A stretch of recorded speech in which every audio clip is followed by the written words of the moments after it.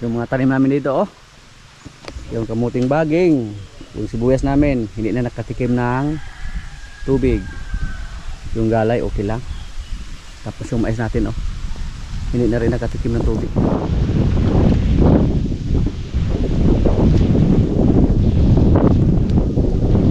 Ang gagawin namin ngayon, kasi ulan ng ulan, lagyan namin to ng sprinkler. Patubigan namin. Tumalab na yung kuan, pataba na nilagay natin. Kala ko po noong una hindi ito mabuhay yung mais natin na tinanim, kasi old stock po yung binhi natin.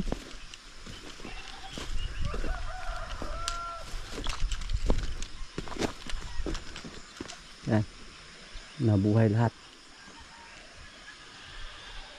yung ating mais. Kulang lang siya sa patubig. So ngayon, lagyan lang natin ng sprinkler ngayon. At yung ating mga luya dito, hindi pa kami magtanggal ng damo dito mga kaprobinsya. Kasi sa tingin namin, hindi pa sumibol lahat yung ating tinanim dito. May mga ilan pa na hindi sumibol. Baka hindi nabuhay. Marami ng damo. Yung luya natin dito, hindi natin makita kung alin dito yung luya. Kailangan natin na palaki ng husto yung luya dito bago tayo magtanggal ng damo dito, para ma-recognize natin yung luya at saka damo. Pero mahaba na yung iba, yung luya natin na taniman. Ito po yung disadvantage sa luya, hindi mabuhay lahat pag itanim natin. Karami ng damo, pero hindi pa maganda magtanggal ng damo ngayon kasi maliliit pa lang yung damo, hindi pa natin mahawakan.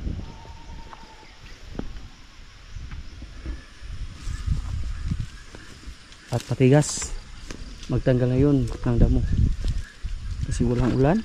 Mga ilang linggo na po na hindi umulan dito sa amin. Malaki na yung ibang luya natin.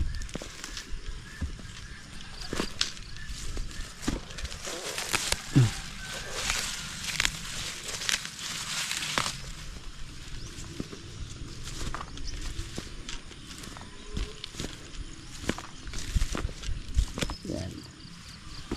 Hindi ko alam kung makabawi pa tayo dito sa ating luya, sa ating binhi. Pero pag mabuhay ito lahat, siguro bawing bawi tayo. Ang problema lang pag hindi sila mabuhay lahat. Dito po yung iba kakasibol pa lang, marami na nabuhay dito.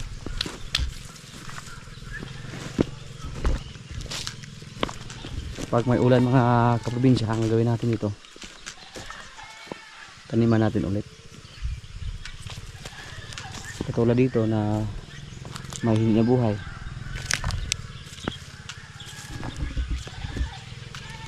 mga 2 linggo siguro mula ngayon, tanggalan na namin to ng damo, tapos lagyan ng pataba. Hindi pa kami nakapaglagay ng pataba dito. Mahirap maglagay ng pataba na hindi pa natin natanggal yung mga damo. Yung mais na tinanim natin dito, sweet corn po ito mga kaprobinsya. Masarap to. Masarap. Pang kuan na to, pang konsumo, pang kain lang ba. Hindi to pang binta. Paborito to ni Mrs. at ni Trey. Pag lumaki to ng konti, pasurok po natin to. Ipararo natin sa gitna. Simula na kami magtanggal ng damo dito. Tandahan lang. At dito po, pinaararo natin para taniman natin ng kuan, kalabasa, panggulay, pangkonsumo dito sa akin. Kabili na po tayo ng pangtanim ng kalabasa. Tag 80 ang sashi, 80 pesos per sashi. Kaunti lang yung binili natin, hindi tayo bumili ng kuan lata. Yung mga babo natin mga kaprobinsya, malapit na natin ito ma-dispose. Malapit na.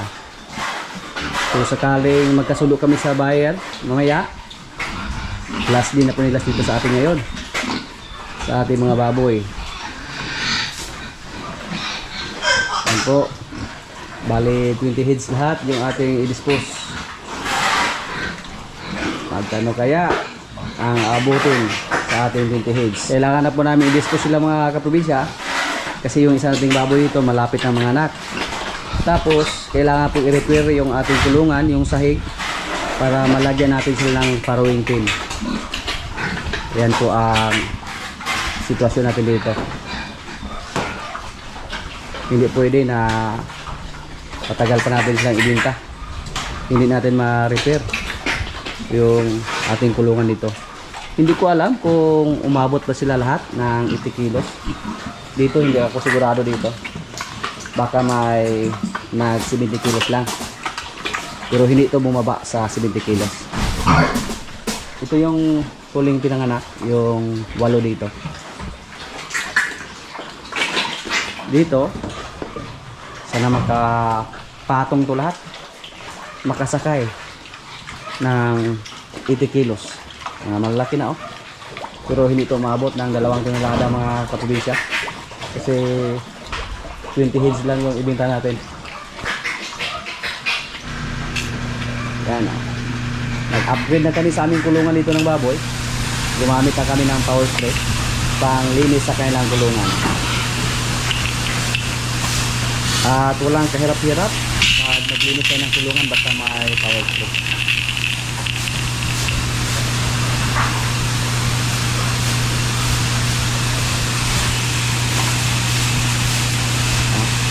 Napakadali lang. Tapos walang kalas ng tubig.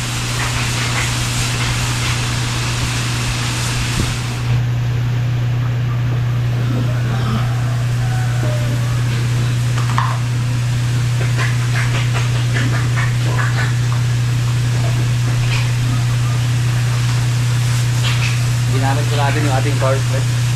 Nakatinggal lang dyan. Katambay lang.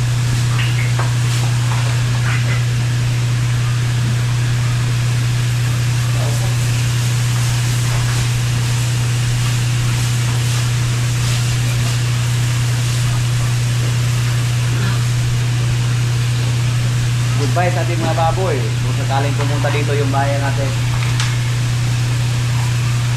hindi pa ko sigurado kung magkano yung presyo sa ngayon. Abangan nyo po sa sunod natin mga video mga kaprobinsya kung ano ang resulta. Pero kailangan na po natin sila i-dispose ngayong linggo.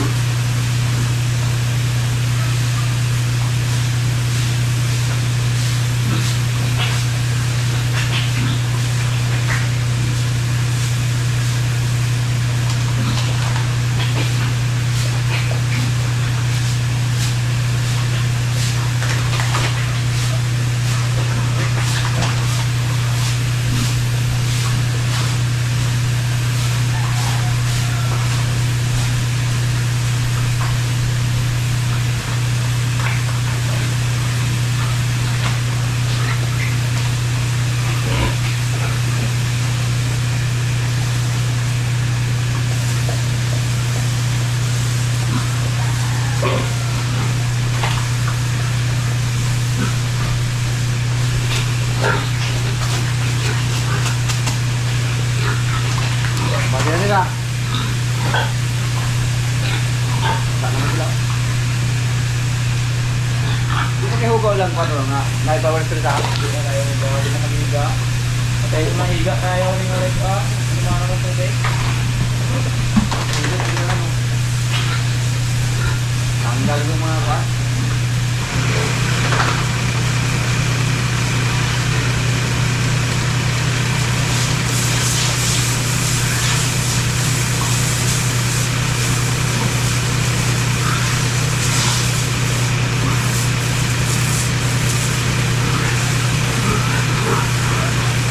Wala kahirap-hirap yung trabaho mga kaprobinsya basta may power spray.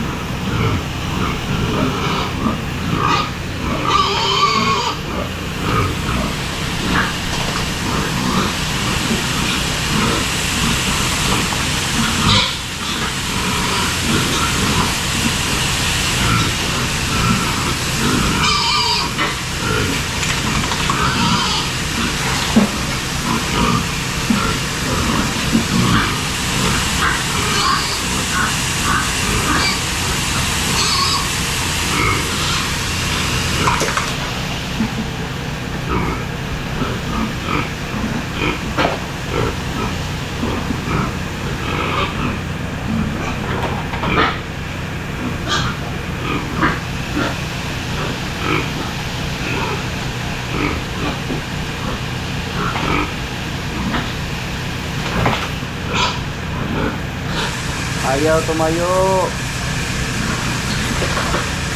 Yo, uy.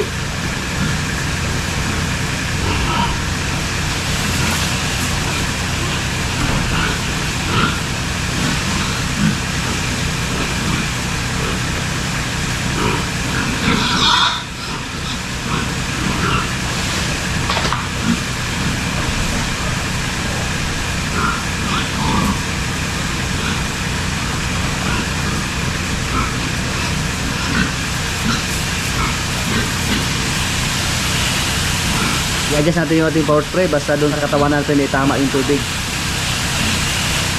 Pero pag sa sahig, ganito lang para malakas. Yan. Kung sa flooring. Pero pag paliguan natin sila, ganyan.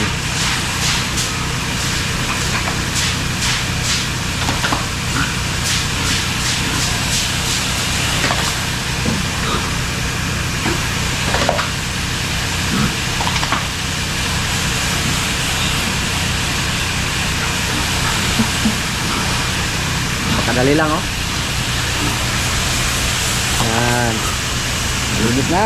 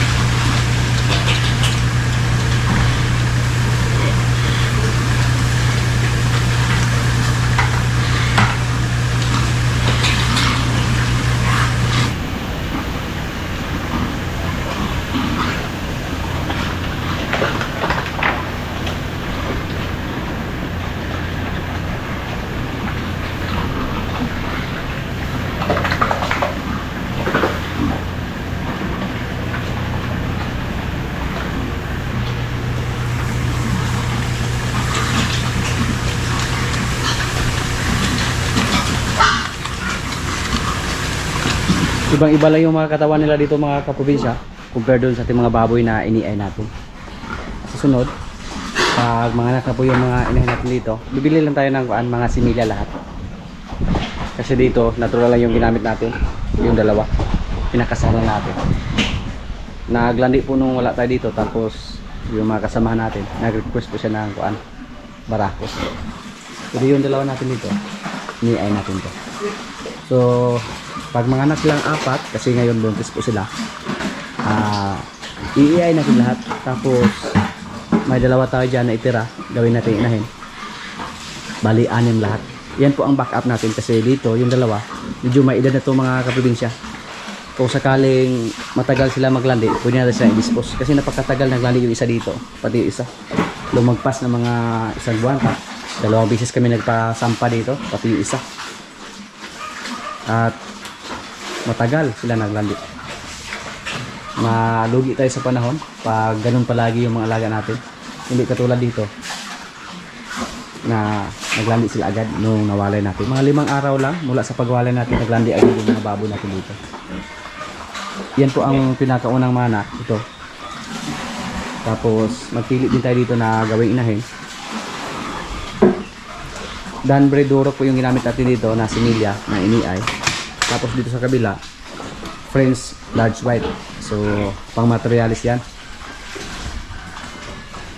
Kung sakaling may bibili sa ating mga baboy, pwede lahatan siguro, depende lang kasi marami po nag-inquire sa ating mga baboy dito na gustong bumili sa ating mga baboy na pang materialis. Yung baboy natin dito, nasa 3 buwan pa lang to mula sa pagwalay at saka mga 5 araw siguro. Kung tutusin, kulang pa ng mga ilang araw para maibenta natin. Pero gusto ko po na isabay silang lahat para bulto yung pera natin na matanggap. At saka para ma-repair din yung kulungan nila. Pina-record po natin yung feeds na pinapakain nila. Tapos sa ngayon hindi tayo nagbigay ng finisher. Mukhang okay lang naman yung mga katawan sa ating mga baboy. Lapad kayo.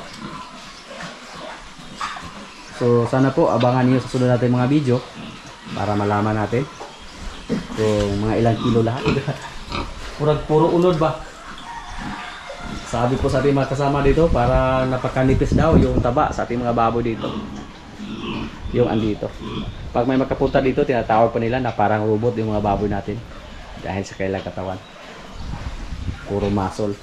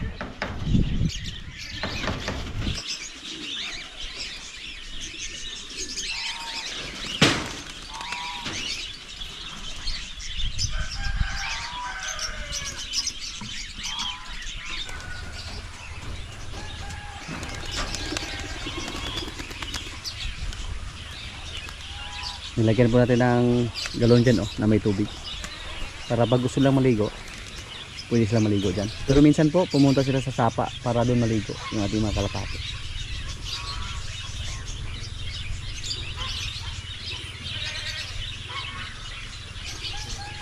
napakasaya nila mga kaprobinsya. Oh.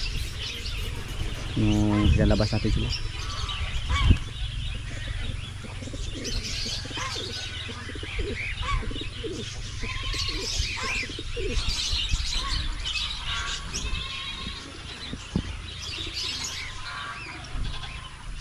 Nagkakaaliw tingnan.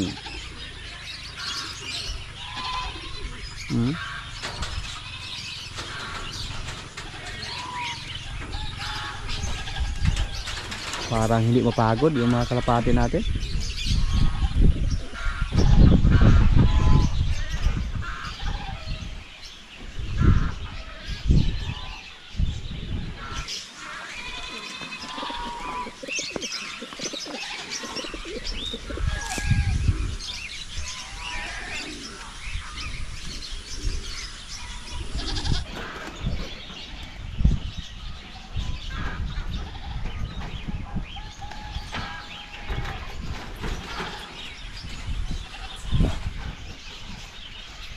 Yung ating baka na si Bitang mga kaprobinsya, oh.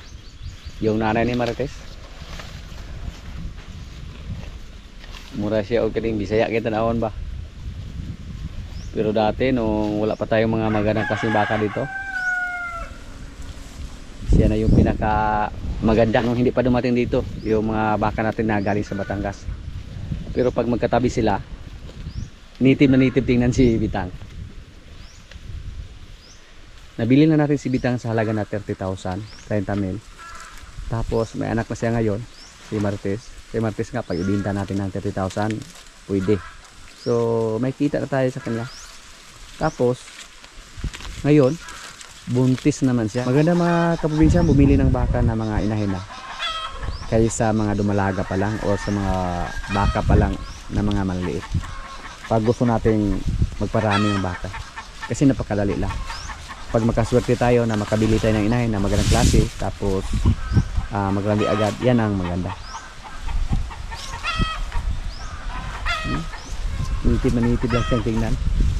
At unti-unti na nanubalik yung kanyang katawan. Tumaba na siya. Kasi yung baka pag mabuntis, parang tumaba sila. Basta insakto lang sa pagkain. Lagpas 8 buwan mula ngayon, may anak na po yung baka natin dito kung siya ay buntis. May kapatid na si Marites. Pang 5 na siguro niya, pang 6 na anak. Yung mga bingala natin, oh, saan naman kaya ito galing? Yung itlog nila hindi pa natin nakuha.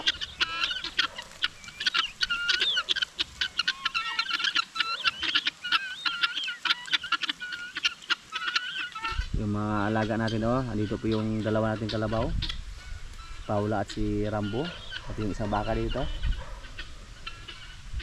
yung pula. Andun si Tisoy at si Paloma.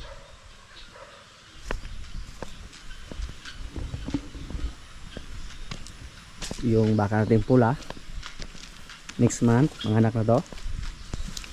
Purgahan namin to. Hindi pa namin to napurga. At sino kaya yung maunang mga anak nila ni Jane? Dito sa ating mga baka, may mga baka tayo na medyo native, katulad ni Basya. Pero okay naman siya mga anak, mga kaprobinsya. May mga native naman, pero pag sila ay mga anak, mga magagandang klase yung anak nila. So hindi lang natin sila ibibinta, hindi lang natin sila i-dispose. Tapos hindi kami maproblema sa kanila kung sa pagkain lang, kasi malakas lang kumain. Hindi naman siya masyadong maliit. Siya po ay nabili natin sa halaga na 36,000. Tapos inalagaan natin ng mga 8 buwan ng anak siya. At kung sakaling mga anak siya ngayon, okay na. Bawing-bawi na tayo sa kanya. Si Paula mga kaprobinsya, malakas na siyang kumain ng feeds. Ang hindi lang kumain ng feeds dito, ito lang. Pero sa tuwing magpainom kami ng tubig sa kanya, nilagay namin sa palanggana at nilagyan ng kupramil para maamoy-amoy na yung kupramil at saka feeds. Si Rambo.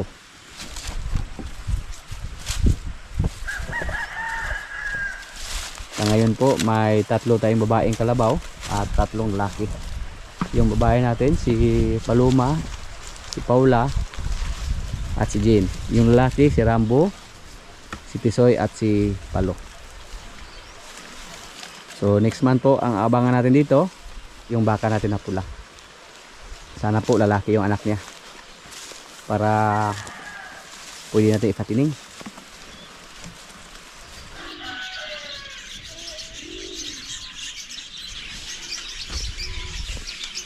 O pagkabati yun.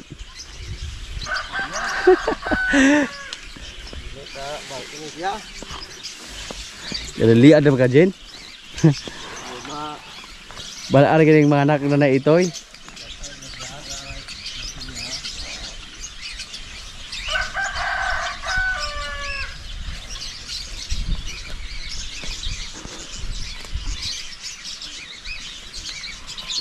Batang-bata pa si Jen ang dumating dito sa ating area. Batang-bata pa.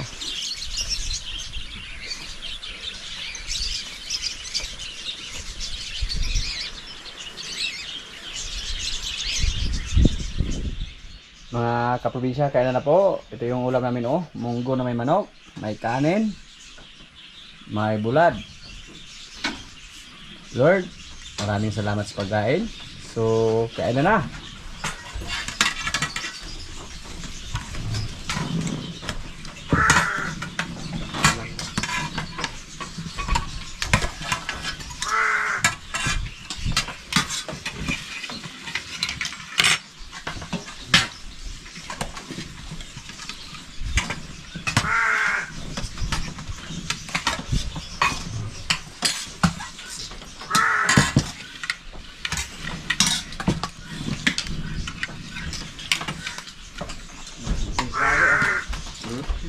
Basket.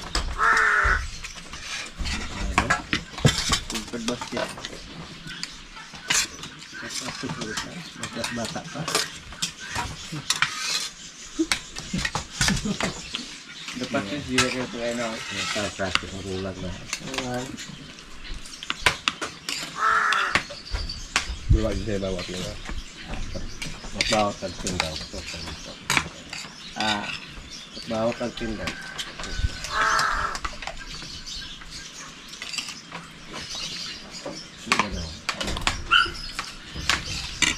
Sige. Dita pula. Hindi ko pa rin pugi. Kakala mo anak ko ng gapon dyan. Pangus mo. Paniklap na rin siya.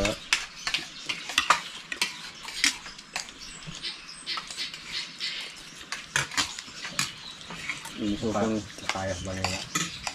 Hindi ba? Ay, dito lang sa pangilong na ba ito? Agaling mo vlog niyo. Ibot. Ibot lang ilong. Nakubangak lang ilong. Ang bangal. Pero ito ako kaya ano ko sa pagawa? Sagdaan na siya pagkawaan. Sagdaan sa niya vlog. Pero may bayay kayo mo. Lisod mo sa bayay pa yung mga TikTok. Pero gusto ko niya bira. Ano siya? Sadaan ba? Taas pa sa pise. Kasi niya iyang kalingawag sungay kanina pong lubi. Hindi naman sa mga tao. Siguro ka, baka makatunga ka. Kami ay matunga nila na buta. Kaya mas sandi-sandigan ang lubi. Basta kayo mga tinangka lang ito. Kaya update mo guys lang marites, marimat.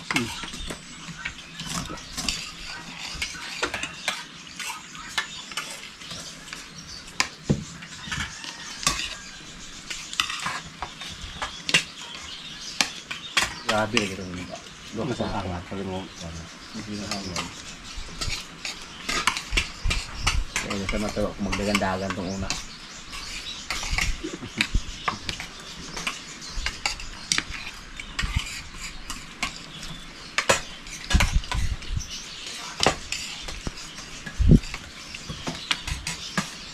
Oh my God.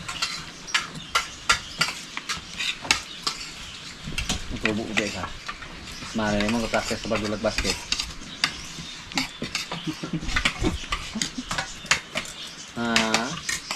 Ito ang gawin ng binulagan. Siya ang gawin nag-practice ako.